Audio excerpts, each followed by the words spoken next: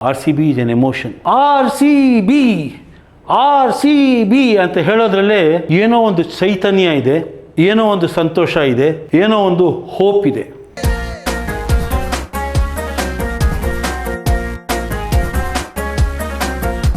First 360 degree player ಅಂತ ಆ ಥರನೂ ಆಗಬಹುದು ಅಂತ ತೋರಿಸ್ಕೊಟ್ಟ ಮಹಾನ್ ಬ್ಯಾಟ್ಸ್ಮನ್, ಫ್ಯಾಂಟಾಸ್ಟಿಕ್ ಜೆಂಟಲ್ಮನ್.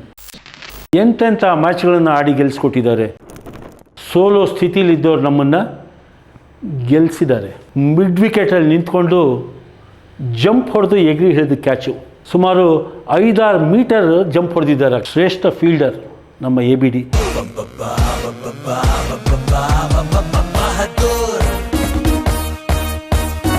ನಮಸ್ಕಾರ. ಹಾಡು ಮತ್ತು ಹರಟೆ ಚಾನೆಲ್ಗೆ ನಿಮಗೆ ಮತ್ತೊಮ್ಮೆ ಸ್ವಾಗತ. ಇಂದು ಇನ್ನೊಂದು ಹರಟೆ ದಿನ. ನಿನ್ನೆ ಎಪಿಸೋಡಲ್ಲಿ ನಾನು IPL ಬಗ್ಗೆ ಮಾತಾಡಿದ್ದೆ. ಇವತ್ತು IPLನ ಒಂದು ಮುಖ್ಯವಾದ ಭಾಗವಾದ, ನಮ್ಮೆಲ್ಲರಿಗೂ ಮನಸ್ಸಿನಲ್ಲಿ ಯಾವಾಗಲೂ ಉಳಿಯುವಂಥ ಒಂದು ಟೀಮ್ ಬಗ್ಗೆ ಮಾತಾಡ್ತೀನಿ. ಗೊತ್ತಾಗಿರಬೇಕು, RCB ಒಂದು ಎಮೋಷನ್. ಅದು ಕ್ರಿಕೆಟ್ ಟೀಮ್ ಅಲ್ಲ. RCB is N emotion. RCB ಅಂತ ಹೇಳೋದ್ರಲ್ಲೇ ಏನೋ ಒಂದು ಚೈತನ್ಯ ಇದೆ, ಏನೋ ಒಂದು ಸಂತೋಷ ಇದೆ, ಏನೋ ಒಂದು ಹೋಪ್ ಇದೆ. ನನಗೆ ಈ RCB ಅಂದಾಗ ಕೆಲವು ಜ್ಞಾಪಕ ಬರುತ್ತೆ. ಎಲ್ಲ ಜ್ಞಾಪಕನೂ ನಿಮ್ಮ ಜೊತೆ ಹಂಚ್ಕೋತೀನಿ.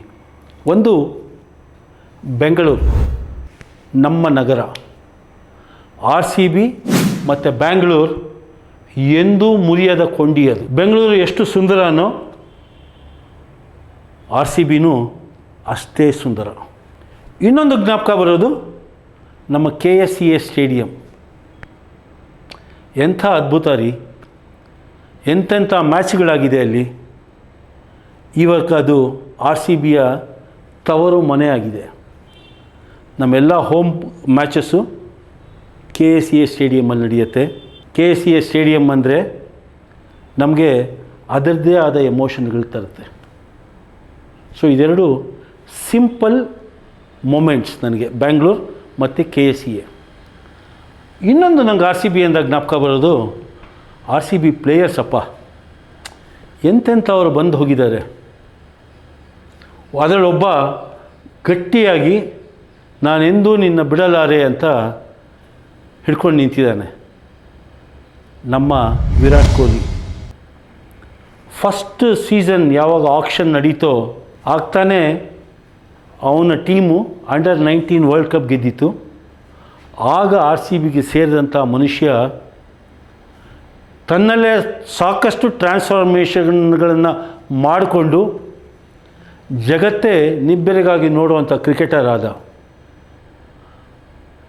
ಎಂತೆಂಥ ಪ್ಲೇಯರ್ಗಳು ಒಂದು ಟೀಮಿಂದ ಇನ್ನೊಂದು ಟೀಮಿಗೆ ಹೋದರು, ಅದು ಸ್ವಾಭಾವಿಕ ಕೂಡ, ತಪ್ಪೇನಿಲ್ಲ ಅದರಲ್ಲಿ. ಆದರೆ ಎಷ್ಟೇ ಟೆಂಪ್ಟೇಷನ್ ಬಂದ್ರೂ ನಾನು ನಿನ್ನ ಬಿಡಲಾರೆ ಅಂತ RCBನ ಅಪ್ಕೊಂಡಿದ್ದು ನಮ್ಮ ವಿರಾಟ್ ಕೊಹ್ಲಿ. RCB ಅಂದರೆ ವಿರಾಟ್ ಕೊಹ್ಲಿ, ವಿರಾಟ್ ಕೊಹ್ಲಿ ಅಂದರೆ RCB. ಅಷ್ಟರ ಮಟ್ಟಿಗೆ ಆತ RCB ಜೊತೆ ಇದ್ದಾನೆ. ಇನ್ನೊಂದಷ್ಟು ಜನ ಪ್ಲೇಯರ್ಸ್ಗಳು, ನಮ್ಮ ABD, ಹೇಗೆ ಅವ್ರನ್ನ ಮರೆಯೋಕ್ಕೆ ಸಾಧ್ಯ? ಫಸ್ಟ್ 360 ಡಿಗ್ರಿ ಪ್ಲೇಯರ್ ಅಂತ ಆ ಥರನೂ ಆಗಬಹುದು ಅಂತ ತೋರಿಸ್ಕೊಟ್ಟ ಮಹಾನ್ ಬ್ಯಾಟ್ಸ್ಮನ್, ಫ್ಯಾಂಟಾಸ್ಟಿಕ್ ಜೆಂಟಲ್ಮನ್. ಎಂತೆಂಥ ಮ್ಯಾಚ್ಗಳನ್ನು ಆಡಿ ಗೆಲ್ಲಿಸ್ಕೊಟ್ಟಿದ್ದಾರೆ. ಸೋಲೋ ಸ್ಥಿತಿಲಿದ್ದವ್ರು ನಮ್ಮನ್ನು ಗೆಲ್ಲಿಸಿದ್ದಾರೆ. ABD ಅಂದಾಗ ನನಗೆ ಇನ್ನೊಂದು ಜ್ಞಾಪಕ ಬರುತ್ತೆ. ಅವರು ಆವತ್ತು ಮಿಡ್ ವಿಕೆಟಲ್ಲಿ ನಿಂತ್ಕೊಂಡು ಜಂಪ್ ಹೊಡೆದು ಎಗರಿ ಹಿಡಿದು ಕ್ಯಾಚು. ಸುಮಾರು 5-6 ಮೀಟರ್ ಜಂಪ್ ಹೊಡೆದಿದ್ದಾರೆ ಕ್ಯಾಚ್ ಹಿಡಿಯೋಕ್ಕೆ. 6 ಹೋಗೋ ಬಾಲನ್ನು ಔಟ್ ಆಗೋ ಥರ ಮಾಡಿದ ಶ್ರೇಷ್ಠ ಫೀಲ್ಡರ್ ನಮ್ಮ ABD. ಬ್ಯಾಟ್ಸ್ಮನ್ನಲ್ಲಿ ಯಾವ ರೀತಿ ಅವ್ರ ಚಾಂಪಿಯನ್ನೋ, ಫೀಲ್ಡಿಗಲ್ಲೂ ಅದೇ ರೀತಿ ಚಾಂಪಿಯನ್ ಅವರು. ಹಾಗೆ ಇನ್ನೊಬ್ಬ ದಿಗ್ಗಜ ಕ್ರಿಸ್ ಗೇಲ್, ದೈತ್ಯ. ನಿಮ್ಗೆ ಗೊತ್ತಾ, ಫಸ್ಟ್ ಅವರು ಆರ್ ಸಿ ಬಿಗೆ ಆಡಲಿಲ್ಲ. ಅವ್ರು ಫಸ್ಟ್ ಸೆಲೆಕ್ಟ್ ಆಗಿದ್ದು KKR ಟೀಮ್ಗೆ. ಏನು ಯಾವುದೇ ಅಂಥ ಗ್ರೇಟ್ ಪರ್ಫಾರ್ಮೆನ್ಸ್ ಏನು ಬರಲಿಲ್ಲ ಅವರಿಂದ. ಒಂದು ಟೈಮಲ್ಲಿ ಅವ್ರನ್ನ ಟೀಮಿಂದನೂ ಬಿಟ್ಬಿಟ್ಟಿದ್ರು KKRನವರು. ಆರ್ ಸಿ ಬಿಗೆ ಅವರು ಇಂಜುರಿ ರೀಪ್ಲೇಸ್ಮೆಂಟಾಗಿ ಬಂದರು. ಯಾರೋ ಒಬ್ಬ ಪ್ಲೇಯರ್ ಇಂಜುರಿ ಆದರು, ಅವ್ರನ್ನ ರೀಪ್ಲೇಸ್ ಮಾಡಿ ಆರ್ ಸಿ ಬಿ ತಂಡಕ್ಕೆ ಬಂದರು. ಆವತ್ತಿನಿಂದ ಆರ್ ಸಿ ಬಿ ಮತ್ತೆ ತಿರುಗಿ ಅವ್ರನ್ನ ಡ್ರಾಪ್ ಮಾಡಿದ್ರು. ಅವ್ರಿಗೆ ಬಿಡೋಕ್ಕೆ ಇಷ್ಟ ಇರಲಿಲ್ಲ. ಡ್ರಾಪ್ ಮಾಡೋದು ಸ್ವಾಭಾವಿಕ. ಅಲ್ಲಿಂದ ಎಲ್ಲಿ ತನಕ ಅವ್ರು ಆರ್ ಸಿ ಬಿ ಪರವಾಗಿ ಆಡ್ತಿದ್ರು, ಅವರು ಇನ್ನೊಬ್ಬ ಬೆಂಗಳೂರಿಗೆ ಆಗಿಬಿಟ್ಟಿದ್ರು. ಯಾವ ರೀತಿ ABD ನಮ್ಮ ಬ್ಯಾಂಗ್ಳೂರಿನವರೇ ಆಗಿಬಿಟ್ಟಿದ್ರು, ಅದೇ ರೀತಿ ಕ್ರಿಸ್ ಗೇಲ್ ಕೂಡ ಬ್ಯಾಂಗ್ಳೂರಿನವರೇ ಆಗಿಬಿಟ್ಟಿದ್ರು. ಒಂಥರ ವಿಚಿತ್ರ ಮನುಷ್ಯ, ಜಾಲಿ ಗೈ. ಅದೇನೋ ಬ್ಯಾಟಿಂಗ್ ಆಡುವಾಗ ನಗ್ತಾ ಇರಲಿಲ್ಲ, ಬೌಲಿಂಗು ಮಾಡೋರು. ಬೌಲಿಂಗ್ ಮಾಡುವಾಗಲೂ ನಗ್ತಿರಲಿಲ್ಲ. ಆಟ ಆಡುವಾಗ ಭಾಳ ಸೀರಿಯಸ್ ಆಗೋರು. ಬಟ್ ಯಾವಾಗ ಆಟ ಮುಗೀತೋ ಆತನ ಮುಖದಲ್ಲಿ ಮಂದಹಾಸ, ಎಷ್ಟು ದೊಡ್ಡ ದೇಹನೋ ಅಷ್ಟೇ ದೊಡ್ಡದಾಗಿ ಮಂದಹಾಸ ಮೂಡೋದು. He used to enjoy life. Party animal ಅಂತೀವಲ್ಲ, ಕ್ರಿಸ್ ಗೇಲ್ ಅದಕ್ಕೊಂದು ದೊಡ್ಡ ಉದಾಹರಣೆ. ಇನ್ನೊಬ್ಬರನ್ನ ನಾವು ಮರಿಬಾರ್ದು ಆರ್ ಸಿ ಬಿ ಅಂದಾಗ, ಫಸ್ಟ್ ಫೌಂಡರ್ ವಿಜಯ್ ಮಲ್ಯ. ಎಂಥ ಗ್ರೇಟ್ ಮ್ಯಾನ್ ರೀ. ಅವ್ರದ್ದು ಬೇರೆ ಕಥೆಗಳು ಬಿಡಿ, ಬಟ್ ಅವ್ರಿಗೆ ಆಟದ ಬಗ್ಗೆ ಇದ್ದ ಅಭಿಮಾನ, ಕ್ರಿಕೆಟ್ ಬಗ್ಗೆ ಇದ್ದ ಅಭಿಮಾನ ಬಹುಶಃ ಇನ್ನೊಬ್ಬ ಮನುಷ್ಯ ನಮಗೆ ಸಿಗಲ್ಲ. ಹಣನ ಅಕ್ಷರಶಃ ಹೊಳೆ ಥರ ಹರಿಸಿದ್ರು ಅವರು ಆರ್ ಸಿ ಬಿಗೆ. He used to enjoy life. He made R C B enjoy life. ಅವ್ರನ್ನ ನಾವು ಮರೆಯೋಕ್ಕೆ ಸಾಧ್ಯನೇ ಇಲ್ಲ. ಅದೇ ರೀತಿ ಡೇಲ್ ಸ್ಟೇನ್ ಆಗಿರ್ಬೋದು, ಸಾಕಷ್ಟು ಜನ ಬಂದು ಹೋಗಿದ್ದಾರೆ ಆರ್ ಸಿ ಬಿಗೆ ಆಡಿದ್ದಾರೆ. ಎಲ್ಲರೂ ಒಂದು ನಮ್ಮ ಟೀಮಿಗೆ ಬಂದಾಗ ಒಂದು ಸ್ಟ್ಯಾಂಡರ್ಡ್ ಸ್ಟೇಟ್ಮೆಂಟ್ ಅಂತ ಆಗೋಗಿತ್ತದು. ಆರ್ ಸಿ ಬಿ ಯಾವಾಗ ಅವ್ರನ್ನ ಸೆಲೆಕ್ಟ್ ಮಾಡತ್ತಲ್ಲ, ಅವ್ರಿಗೆ ಅದೊಂಥರ ಜೀವನದ ಒಂದು ಅಚೀವ್ಮೆಂಟ್, ಒಂದು ಟಿಕ್ ಮಾಡ್ದಂಗೆ ಅದು. ಬಿಕಾಸ್ ಪ್ರತಿಯೊಬ್ಬ ಕ್ರಿಕೆಟರ್ಗೂ ನನಗೆ ತಿಳಿದಂಗೆ ಮನಸ್ಸಿನಲ್ಲಿ ಒಂದು ಚಿಕ್ಕದೊಂದು ಆಸೆ ಇದ್ದೇ ಇರುತ್ತೆ, ನಾನು ಆರ್ ಸಿ ಬಿಗೆ ಆಡಬೇಕು ಅಂದ್ಬಿಟ್ಟು ಅಂತ. ಆ ಸೆಲೆಕ್ಟ್ ಆದಾಗ ಅವರ ಹ್ಯಾಪಿನೆಸ್ಸೇ ನೋಡೋದೇ ಒಂದು ಚಂದ.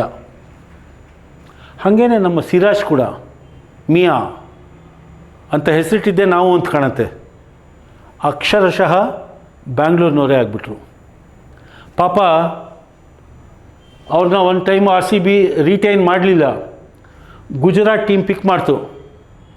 ಬಹುಶಃ ನಿಮ್ಗೆ ಜ್ಞಾಪಕ ಇರ್ಬೋದು, ಆ ಮ್ಯಾಚಲ್ಲಿ Gujarat versus R C B ಆದಾಗ ಸಿರಾಜ್ ಅವರು ಬೌಲಿಂಗ್ ಮಾಡಬೇಕಿತ್ತು, ವಿರಾಟ್ ಕೊಹ್ಲಿ ಅಲ್ಲಿ ಬ್ಯಾಟಿಂಗ್ ರೆಡಿಯಾಗಿದ್ದರು. ಇವನಿಗೆ ಎಮೋಷನ್ ತಡ್ಕೊಳಕ್ಕಾಗಲಿಲ್ಲ, ಬೌಲಿಂಗ್ ಮಾಡೋಕ್ಕೆ ಬಂದ, ಬಟ್ ಬೌಲ್ ಮಾಡಲಿಲ್ಲ, ವಾಪಸ್ ಹೋಗ್ಬಿಟ್ಟ. ಆಮೇಲಿಂದ ಸ್ವಲ್ಪ ಕಂಪೋಷರ್ ಅಂತೀವಲ್ಲ, ಅದು ವಾಪಸ್ ತೊಗೊಂಡು ಆಫ್ಕೋರ್ಸ್ ಕ್ರಿಕೆಟ್ ಮುಂದುವರಿಸ್ದ. ಆ ಒಂದು ಚಿಕ್ಕ ಗೆಸ್ಚರ್ ಸಾಕು, ಪ್ಲೇಯರ್ಸ್ ಕೂಡ ಆರ್ ಸಿ ಬಿನ ಎಷ್ಟರ ಮಟ್ಟಿಗೆ ಹಂಚ್ಕೊಂಡಿದ್ರು ಅಂತ. ಇನ್ನೊಂದು ಆರ್ ಸಿ ಬಿ ಅಂತಂದರೆ ಫ್ಯಾನ್ಸ್. ಅಪ್ಪ ಆರ್ ಸಿ ಬಿಗಿರೋ ಫ್ಯಾನ್ ಬೇಸ್ ಇದೆಯಲ್ಲ,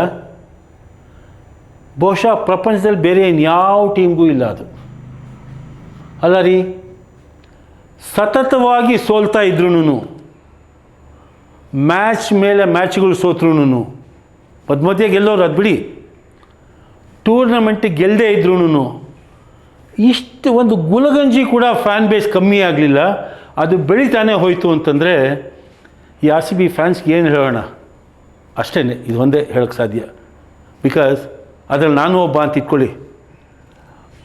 ಲಾಯಲ್ ಫ್ಯಾನ್ಸ್ ಅಂದರೆ ಯಾರಪ್ಪ ಅಂತ ಯಾರಾದ್ರೂ ಪ್ರಪಂಚದಲ್ಲಿ ಕೇಳಿದರೆ ಅದಕ್ಕೊಂದು ಧೈರ್ಯವಾಗಿ ಉತ್ತರ ಕೊಡ್ಬೋದು, ಆರ್ ಸಿ ಬಿ ಫ್ಯಾನ್ಸ್ ಅಂದ್ಬಿಟ್ಟು ಅಂತ. 18 ವರ್ಷದ ತಪಸ್ಸು ಹೋದ ವರ್ಷ ಅದು ಪೂರೈಸಿತು. Last year R C B IPL ಕಪ್ನ ಎತ್ತಿ ಹಿಡಿತು. ಮೆಮೊರಬಲ್ ಮೂಮೆಂಟ್, ಮರೆಯೋಕ್ಕೆ ಸಾಧ್ಯನೇ ಇಲ್ಲ. ಅದಕ್ಕೆ ಮುಂಚೆ ಆರ್ ಸಿ ಬಿ ಇನ್ನೊಂದು ಕಪ್ ಗೆದ್ದಿತ್ತು, ಅದು ನಮ್ಮ ವಿಮೆನ್ಸ್ ಪ್ರೀಮಿಯರ್ ಲೀಗ್. ಯಾವ ಥರ IPL ಮೆನ್ಸ್ಗೆ ಇದೆಯೋ ಅದೇ ರೀತಿ WPL ಅಂತ ವಿಮೆನ್ಸ್ ಲೀಗ್ ನಡೆಯುತ್ತೆ. ನಮ್ಮ ಸ್ಮೃತಿ ಮಂದನ, ತುಂಬ ಜನ ಅವ್ರನ್ನ ಸ್ಮೃತಿ ಮಂದಣ್ಣ ಅಂತಂತಾರೆ. ಮಂದಣ್ಣ ಅಲ್ಲ, ಅವರು ಮಂಧನ, ರಾಜಸ್ಥಾನ್ ಕಡೆಯವರು ಅಂತ ಅನಿಸುತ್ತೆ ಬಹುಶಃ. ಯಾಕೆಂದರೆ ನನಗೆ ನನ್ನ ಹಳೇ ಕಂಪ್ನೀಲಿ ಕೆಲಸ ಮಾಡ್ತಿದ್ದಾಗ ವಿಡಿಯೋಕಾನ್ ಅನ್ನೋ ಕಂಪ್ನೀಲಿ ಅಲ್ಲಿ ನನಗೊಬ್ಬರು ಬಾಸ್ ಇದ್ದರು, ನವೀನ್ ಮಂಧನ ಅಂತ. ಅದೊಂದು ಊರು ಅಂತ ಅನಿಸುತ್ತೆ. ಆ ಊರಲ್ಲಿ ಇದ್ದವರು ಸ್ಮೃತಿ ಮಂಧನ. ಅವರು ಕ್ಯಾಪ್ಟನ್ RCBಗೆ 2024 ಸೆಕೆಂಡ್ WPL ಆಯ್ತದು.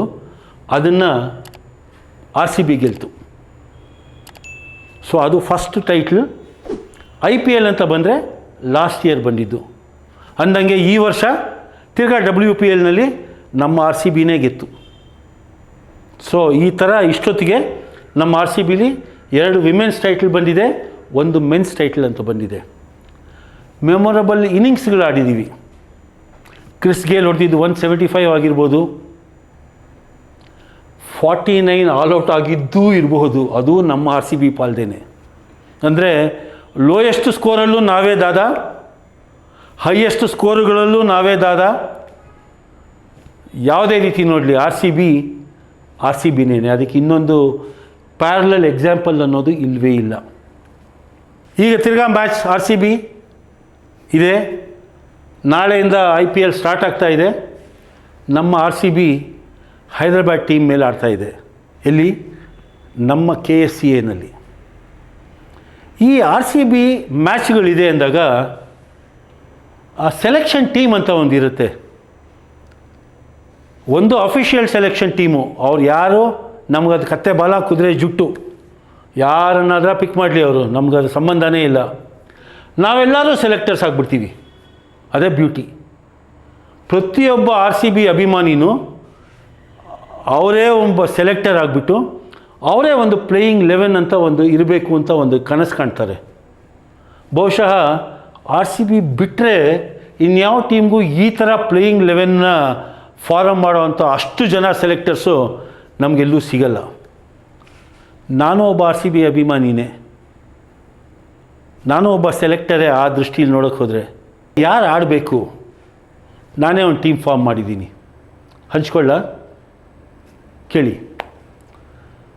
ಓಪನಿಂಗ್ ಇಲ್ಲ ಫಿಲ್ ಸಾಲ್ಟ್ ಅಥವಾ ಬೆಥೆಲ್, ಅವ್ರ ಜೊತೆ no question Virat Kohli. So ಓಪನರ್ಸಲ್ಲಿ ಇಲ್ಲ ಫಿಲ್ ಸಾಲ್ಟ್ ಇರಬೇಕು, ಇಲ್ಲ ಬೆಥೆಲ್ ಇರಬೇಕು, ಮತ್ತು ಜೊತೆಗೆ ವಿರಾಟ್ ಕೊಹ್ಲಿ ಇರಬೇಕು. ಇದು ನನ್ನ opening batsman combination. Virat Kohli role ಏನು? ಇನ್ನಿಂಗ್ಸ್ ಎಂಡ್ ತನಕ ಇರೋದು. ಯಾಕೆಂದರೆ ವಿರಾಟ್ ಕೊಹ್ಲಿನೇ ಒಂಥರ ವಿಚಿತ್ರ ರೀ. ಆತ ಈ ಕ್ರೀಸಲ್ಲಿ ಇದ್ದರೆ ಬರೀ ನಮ್ಗಳಿಗೆಲ್ಲ ಕಾನ್ಫಿಡೆನ್ಸು, ಬೇರೆ ಪ್ಲೇಯರ್ಸ್ಗೂ ಕಾನ್ಫಿಡೆನ್ಸು. ಯಾವಾಗ ಅವನು ಔಟ್ ಆಗಿಬಿಡ್ತಾನಲ್ಲ, ಬೇರೆಯವರು ತುಪ್ಪ ಅಂತ ಬಿದ್ದೋಗ್ಬಿಡ್ತಾರೆ. ಸೊ ವಿರಾಟ್ ಕೊಹ್ಲಿ ಕೊನೆ ತನಕ ನಿಲ್ಲಿ. Let him not worry about run rate. ಅವನಿದ್ದರೆ ಸಾಕು, ರನ್ ಬಂದೇ ಬರುತ್ತೆ. ಈ ಸಾಲ್ಟು ಬೆಥೆಲ್ಲು ಡಮಾಲ್ ಡಿಮಿಲ್ ಆಡಲಿ, ಪಕ್ಕ ಆಬ್ಸಲ್ಯೂಟ್ಲಿ ನೋ ಪ್ರಾಬ್ಲಮ್. ಯಾಕೆಂದರೆ ನಮ್ಮ ಬ್ಯಾಟಿಂಗ್ ಬಾಲ ದೊಡ್ಡದಾಗಿದೆ, ನನ್ನ ಟೀಮ್ನ ಬ್ಯಾಟಿಂಗ್ ಬಾಲ ದೊಡ್ಡದಾಗಿದೆ. ಸೊ ಇದು ಓಪನಿಂಗ್ ಆಯಿತು. 1 ಡೌನ್ ಬ್ಯಾಟ್ಸ್ಮನ್ ಯಾರು? ನಮ್ಮ ಬ್ಯಾಂಗ್ಳೂರು ಹುಡುಗ ದೇವದತ್ ಪಡಿಕ್ಕಲ್. ಲಾಸ್ಟ್ ಸೀಸನ್ ಬಹಳ ಅದ್ಭುತವಾಗಿ ಆಡಿದ್ರು, ಈಗಲೂ ಪೀಕಲ್ಲೇ ಇದ್ದಾರೆ. ಅವರು ನನ್ನ 1 ಡೌನ್. 2 ಡೌನ್ ನಮ್ಮ ಕ್ಯಾಪ್ಟನ್ ರಜತ್ ಪತಿದಾರ್. ನೋಡಿ, ಅವನ್ನ ಯಾವ ಗಳಿಗೆಯಲ್ಲಿ ಕ್ಯಾಪ್ಟನ್ ಮಾಡಿದ್ರು IPL ಗೆದ್ದುಬಿಟ್ರು. He is my number 4. Number 5 batsman ನಾನು ಒಬ್ಬ ವಿಶೇಷ ವ್ಯಕ್ತಿಯಾಗಿ ನಾನು ಆರಿಸಿದ್ದೀನಿ. ಆತ ವೆಂಕಟೇಶ್ ಅಯ್ಯರ್. ಈ ನಡುವೆ ಕ್ರಿಕೆಟ್ ಯಾವುದೂ ಆಡಿಲ್ಲ. ಲಾಸ್ಟ್ ಸೀಸನ್ ಅಂಥ ಏನು ಮೆಮೊರಬಲ್ ಇನ್ನಿಂಗ್ಸ್ಗಳೇನು ಬಂದಿಲ್ಲ ಅವ್ರ ಹತ್ರ. ಬಟ್ ಆತ ಒಬ್ಬ ದೈತ್ಯ. ನನ್ನ ಪ್ರಕಾರ RCBಯ ಪರ್ಫೆಕ್ಟ್ ನಂಬರ್ 5 ಬ್ಯಾಟ್ಸ್ಮನ್. ಆಮೇಲೆ ಬರೋದು ಟಿಮ್ ಡೇವಿಡ್, ನಂಬರ್ 6 ಬ್ಯಾಟ್ಸ್ಮನ್. ಆಮೇಲೆ 7 ನಮ್ಮವನೇ ಆದ ಜಿತೇಶ್ ಶರ್ಮಾ. ಇವನು ಇನ್ನೊಬ್ಬ ರೀ. ಅವನು ಬೇರೆ ಸ್ಟೇಟ್ನವನು ಅಂತ ಅನಿಸೋದೇ ಇಲ್ಲ, ಬ್ಯಾಂಗ್ಳೂರು ಹುಡುಗಾನೇ ಅಂತ ಅನಿಸುತ್ತೆ. ಎಷ್ಟು ಚೆನ್ನಾಗಿ ಬ್ಯಾಟಿಂಗ್ ಆಡ್ತಾನೆ, ಡೇರಿಂಗ್ ಬ್ಯಾಟ್ಸ್ಮನ್. ದಿನೇಶ್ ಕಾರ್ತಿಕ್ ಅವರ ಗರಡಿಲಿ ಬೆಳೆದ ಹುಡುಗ, ಇನ್ನೆಂಗೆ ತಾನು ಆಡೋಕ್ಕೆ ಸಾಧ್ಯ. Brilliant batsman, fantastic wicket keeper. ಅವನು ಟಿಮ್ ಡೇವಿಡ್ ಆದಮೇಲೆ ಬರ್ತಾನೆ. ಆಮೇಲೆ ನಂಬರ್ 8 ಚಾಯ್ಸ್ ಯಾರಪ್ಪ ಅಂತಂದರೆ ಕೃಣಾಲ್ ಪಾಂಡ್ಯ. ಬಹಳ under rated player, but fantastic potential ಇರುವಂಥ player. He can bat well, he is a very good fielder, he can be a fantastic bowler. He is a fantastic bowler, no doubt. ನನ್ನ bat number 8. Bat number 9ನಲ್ಲಿ ನಾನು ಇಬ್ಬರಿಗೆ chance ಕೊಡ್ತೀನಿ. ಅದು ಬೌಲರ್ಗಳು. ಇಲ್ಲ ಭುವನೇಶ್ವರ್ ಕುಮಾರ್ ಅಥವಾ Yash Dayal. Bhuvanesh Kumar fantastic bowler, but ಏನು ಮಾಡೋದು, ಪ್ರತಿಯೊಬ್ಬ ಪ್ಲೇಯರ್ಗೂ ಏಜ್ ಅಂತ ಒಂದು ಆಗುತ್ತೆ. ಏಜ್ ಆಗ್ತಿದ್ದಂಗೆ ಅವ್ರ ಪೀಕ್ ಪರ್ಫಾರ್ಮೆನ್ಸಿಂದ ಸ್ವಲ್ಪ ಡಿಪ್ ಆಗುತ್ತೆ. Fantastic bowler in his time, but still A good bowler. But Hyderabad team ಮುಂದೆ ಇರೋ ಯಾರ್ಯಾರಿದ್ದಾರೆ, ಓ ಮೈ ಗಾಡ್, ಅಭಿಷೇಕ್ ಶರ್ಮಾ, ಇಶಾನ್ ಕಿಶನ್ ಆಪೋಷಣ ತೊಗೊಂಡ್ಬಿಡ್ತಾರೆ ಸರಿಯಾದ ಅವಕಾಶ ಸಿಕ್ಕರೆ. ಸೊ ಇಲ್ಲ ಭುವನೇಶ್ವರ್ ಕುಮಾರ್ ಅಥವಾ ಯಶ್ ದಯಾಳ್, ಇಬ್ಬರಲ್ಲಿ ಒಬ್ಬರನ್ನ ಸೆಲೆಕ್ಟ್ ಮಾಡ್ತೀನಿ. ಆವತ್ತಿನ ಪಿಚ್ ಹೆಂಗಿದೆ ಅದು ನೋಡಿಕೊಂಡು, ಪಿಚ್ ರಿಪೋರ್ಟ್ ಹೆಂಗಿರುತ್ತೆ ಅದು ತಿಳ್ಕೊಂಡು ಇದನ್ನು ಇವರು ಒಂದು ನಂಬರ್ 9. ನಂಬರ್ 10 ಯಾರಪ್ಪ ಅಂತಂದರೆ ಒಬ್ಬ ಪ್ಯೂರ್ ಬೌಲರ್, ನಮ್ಮ ಆಸ್ಟ್ರೇಲಿಯಾದ ಹೇಜಲ್ವುಡ್. ಲಾಸ್ಟ್ ಟೈಮ್ RCBಗೆ ಭಾಳ ಚೆನ್ನಾಗಿ ಆಡಿದ್ರು. ಅಫ್ಕೋರ್ಸ್ ಈಗ ಅವರು ಜಾಸ್ತಿ ಕ್ರಿಕೆಟ್ ಆಡ್ತಾ ಇಲ್ಲ, ಬಟ್ ಇನ್ನೂ ಏಜ್ ಆಗಿಲ್ಲ ಅಷ್ಟು. ಹಿ still A fantastic bowler. So ಅವರು ನನ್ನ 10. ನಂಬರ್ 11ನಲ್ಲಿ ಅಗೈನ್ 2 ಚಾಯ್ಸ್ ಇದೆ. ಒಂದು ನಮ್ಮ ಯುವ ಪ್ರತಿಭೆ ಒಬ್ಬರನ್ನ ತೊಗೊಂಡಿದ್ದೀವಿ, ಮಂಗೇಶ್ ಪಾಂಡೆ ಅಥವಾ Nuvan Tushar, Sri Lanka fast bowler. ಅವರಿಬ್ಬರಲ್ಲಿ ಒಬ್ಬರು ನನ್ನ ಚಾಯ್ಸ್. ಸೊ ಇದು ನನ್ನ 11. ಫಿಲ್ ಸಾಲ್ಟ್ ಅಥವಾ Bethell, Virat Kohli, Devdutt Padikkal, Rajat Patidar, Venkatesh Iyer, Tim David, Jitesh Sharma, Krunal Pandya, Bhuvneshwar Kumar ಅಥವಾ ಯಶ್ ದಯಾಳ್, ಹೇಜಲ್ವುಡ್ ಮತ್ತು ಮಂಗೇಶ್ ಪಾಂಡೆ ಅಥವಾ ನುವಾನ್ ತುಷಾರ ಅವರು. IPL ಒಂದು ಅಡ್ವಾಂಟೇಜ್ ಇದೆ, ಇಂಪ್ಯಾಕ್ಟ್ ಪ್ಲೇಯರ್ ಅಂತ ಬರ್ತಾರೆ. ಅದರಲ್ಲಿ ನಂದು ಇಬ್ಬರಿದ್ದಾರೆ. ಒಬ್ಬರು ವೆಸ್ಟ್ ಇಂಡೀಸ್ ದೈತ್ಯ ರೊಮಾರಿಯೋ ಶೆಪರ್ಡ್ ಅಥವಾ ಸುಯೇಶ್ ಶರ್ಮಾ. ಯಾವಾಗ RCB ಬ್ಯಾಟಿಂಗ್ ಆಡಿ ವಿಕೆಟ್ಗಳು ಸ್ವಲ್ಪ ಬೇಗನೆ ಬಿದ್ದರೆ ಆಗ ನನ್ನ choice impact player Romario Shepherd. Death ಟೈಮಲ್ಲಿ ಭಯಂಕರ ಚಚ್ಚುವಂಥ ಬ್ಯಾಟ್ಸ್ಮನ್, ಡೆತ್ ಓವರ್ಸಲ್ಲಿ, ಆ್ಯಂಡ್ ಎ ಡೀಸೆಂಟ್ ಬೌಲರ್ ಕೂಡ. ಫಸ್ಟ್ ಬ್ಯಾಟಿಂಗ್ ಆಡಿ ಎಲ್ಲ ಚೆನ್ನಾಗಿ ನಡೆದಿದೆ, ಒಬ್ಬ ಒಳ್ಳೆ ಬೌಲರ್ ಬೇಕು ಅಂತಂದಾಗ ಆಗ ನನ್ನ ಚಾಯ್ಸು ಸುಯೇಶ್ ಶರ್ಮಾ. ಈ ಥರ ಇದು ನನ್ನ 12 ಪ್ಲೇಯರ್ಸ್ ಇನ್ RCB. ನನಗೆ ಗೊತ್ತು ನೀವುಗಳು ಮಾಡಿರ್ತೀರ, ಇದರಲ್ಲಿ ಎಷ್ಟು ಟ್ಯಾಲಿ ಆಗಿದೆ, ಎಷ್ಟರಲ್ಲಿ ಡಿಫರೆನ್ಸ್ ಇದೆ, ದಯವಿಟ್ಟು ತಿಳಿಸಿ. ನಿಮ್ಮ ಡ್ರೀಮ್ ಟೀಮ್ ಏನು ಅಂತಲೂ ತಿಳಿಸಿ. ಇದೆಲ್ಲ ನಾವು ಏನು RCB ಮ್ಯಾನೇಜ್ಮೆಂಟ್ ಕೊಡೋಕ್ಕಲ್ಲ, ನಮ್ಮ ತೃಪ್ತಿಗೆ. ಯಾಕೆ ಹೇಳಿ, RCB ನಮ್ಮ ಟೀಮು. ಸೊ ನಮ್ಮ ಟೀಮನ್ನು ನಾವು ಸೆಲೆಕ್ಟ್ ಮಾಡಿದಿರೆ ಇನ್ಯಾರು ಮಾಡೋಕ್ಕೆ ಸಾಧ್ಯ. ಸೊ ನಮ್ಮ ಟೀಮನ್ನು ಸೆಲೆಕ್ಟ್ ಮಾಡ್ಕೊಳ್ಳೋಣ, ನಮ್ಮಲ್ಲೇ ಕ್ರಾಸ್ ವೆರಿಫೈ ಮಾಡ್ಕೊಳ್ಳೋಣ. ಇವ್ನು ಆಡಿದ್ರೆ ಹೆಂಗೆ, ಅವನು ಆಡಿದ್ರೆ ಹೆಂಗೆ, ಇದ್ರ ಬಗ್ಗೆ ಚರ್ಚೆನೂ ಮಾಡೋಣ, ಕಾಮೆಂಟ್ ಮೂಲಕ ಚರ್ಚೆ ಮಾಡೋಣ. ಎಂದಿಗೂ RCB ನಮ್ಮ ಟೀಮ್. ಪ್ರತಿ ಸಲ ಟೂರ್ನಿ ಆದಾಗ ನಮ್ಮ ತಲೆಯಲ್ಲಿ ಒಂದು ಸ್ಲೋಗನ್, ಒಂದು ಯೋಚನೆ ಇತ್ತೇ ಇತ್ತು. ಅದು ಒಂಥರ ಏನಂತೀವಿ, ಒಂದು ನಮ್ಮ ಟೀಮ್ ಸ್ಟೇಟ್ಮೆಂಟೇ ಆಗೋಗಿತ್ತು. ಈ ಸಲ ಕಪ್ ನಮ್ಮದೇ ಅಂತಬಿಟ್ಟು ಅಂತ. ABD ಭಾಳ ಚೆನ್ನಾಗಿ ಹೇಳಿದರು ಅದನ್ನ, ಈ ಸಲ ಕಪ್ ನಮ್ಮದೇ ಅಂತ. ಅದು ಲಾಸ್ಟ್ ಇಯರ್. ಈ ಸಲ ಕಪ್ ನಮ್ಮದು ಅಂತಾಯಿತು. ಈ ಸಲನೂ ಕಪ್ ನಮ್ಮದು ಅನ್ನೋದು ನಮ್ಮ ಸ್ಲೋಗನ್ ಆಗಲಿ. ಯಾಕೆ ಅಂತಂದರೆ RCBಗೆ ಈ IPLನ ಗೆಲ್ಲೋ ಎಲ್ಲ ಅವಕಾಶಗಳು ಇವೆ. ಕರೆಕ್ಟ್ ಟೀಮ್ ಸೆಲೆಕ್ಟ್ ಮಾಡಿದ್ದಾರೆ. ಎಲ್ಲರೂ ಫ್ಯಾಂಟಾಸ್ಟಿಕ್ ಪ್ಲೇಯರ್ಗಳೇನೆ. ಪ್ಲೇ ಆಫ್ಗಂತೂ ಗ್ಯಾರಂಟಿ ಹೋಗ್ತಾರೆ, ಅದರಲ್ಲಿ ನನಗಂತೂ ಯಾವುದೇ ರೀತಿಯ ಅನುಮಾನ ಇಲ್ಲ. ಆಮೇಲೆ ಕೂಡ ಅದೇ ಫಾರ್ಮ್ ತೋರಿಸಿ ಪ್ರತಿಯೊಂದು ಮ್ಯಾಚ್ಗಳು ಅಂದರೆ ಒಂದೊಂದೇ ಮೆಟ್ಲುಗಳ ಆಮೇಲೆ ಹತ್ತುತ್ತಾರೆ ಅನ್ನೋ ನಂಬಿಕೆ ನನಗೆ ಬಹಳ ಇದೆ. RCB ಅಂತಂದಾಗ ಇನ್ನೊಂದು ವಿಚಾರ ಮಾತಾಡಲೇಬೇಕು.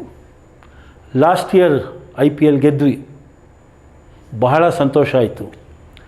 ಅನ್ಫಾರ್ಚುನೇಟ್ಲಿ ಸೆಲಿಬ್ರೇಷನ್ನ ಪ್ಲ್ಯಾನಿಂಗ್ ಸರಿಯಾಗಿ ಮಾಡಲಿಲ್ಲ. ಯಾರ್ಯಾರು ಸಂಬಂಧಪಟ್ಟಿದ್ದರೋ ಅವರುಗಳು ನನ್ನ ಪ್ರಕಾರ ಪ್ಲ್ಯಾನಿಂಗ್ ಸರಿಯಾಗಿ ಮಾಡಲಿಲ್ಲ. 11 ಜನ ಜೀವ ಕಳ್ಕೊಂಡ್ರು. ಬಹಳ ಬೇಜಾರಾಗುತ್ತೆ. ಅವರ ಆತ್ಮ ಇಡೀ RCB ಸ್ಟೇಡಿಯಂ ತುಂಬ ಸುತ್ತಾಡ್ತಾನೆ ಇರುತ್ತೆ. ಅವರೆಲ್ಲರೂ RCB ಫ್ಯಾನ್ಗಳೇನೆ. ಆ ಆತ್ಮಗಳ ಆಶೀರ್ವಾದ RCB ಮೇಲೆ ಸದಾ ಇರಲಿ ಅಂತ ಕೇಳ್ಕೊತ, ಈ ನಮ್ಮ ಟೀಮ್ ಏನು, ನಮ್ಮ ಟೀಮ್ ಹೇಗಿರಬೇಕು ಅನ್ನೋ ನನ್ನ ಕೆಲವು ಕಲ್ಪನೆಯನ್ನು ನಿಮ್ಮ ಜೊತೆ ಹಂಚ್ಕೊಂಡಿದ್ದೀನಿ. ಮ್ಯಾಚ್ಗಳು ನಡೀತಾ ಆವಾಗ ಬರ್ತೀನಿ ನಿಮ್ಮ ಮುಂದೆ. ಆದ ಮ್ಯಾಚ ರಿವ್ಯೂ ಇರುತ್ತೆ, ಆಗೋ ಮ್ಯಾಚ್ ಪ್ರಿವ್ಯೂ ಇರುತ್ತೆ. ಕೆಲವು ಅನಿಸಿಕೆಯನ್ನು ಹಂಚ್ಕೊತೀನಿ. ನಿಮ್ಮ ಅನಿಸಿಕೆ ಏನು ಅನ್ನೋದನ್ನ ಕಾಮೆಂಟ್ ಮೂಲಕ ನೋಡ್ತೀನಿ. ಇದೇ ರೀತಿ ಇನ್ನು ಮುಂದೆ 2.5 ತಿಂಗಳು ನಾವೆಲ್ಲರೂ ಕೂಡ IPL ಅನ್ನೋ ಹಬ್ಬದಲ್ಲಿ ಭಾಗಿಯಾಗೋಣ. ಏನಂತೀರಾ? ಮುಂದಿನ ಸಂಚಿಕೆವರೆಗೆ ನಮಸ್ಕಾರ.